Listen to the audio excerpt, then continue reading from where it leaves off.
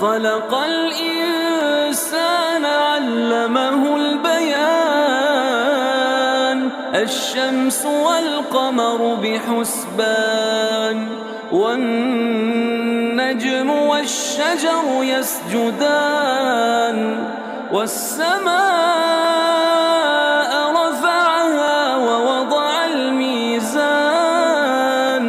ألا تطغوا في الميزان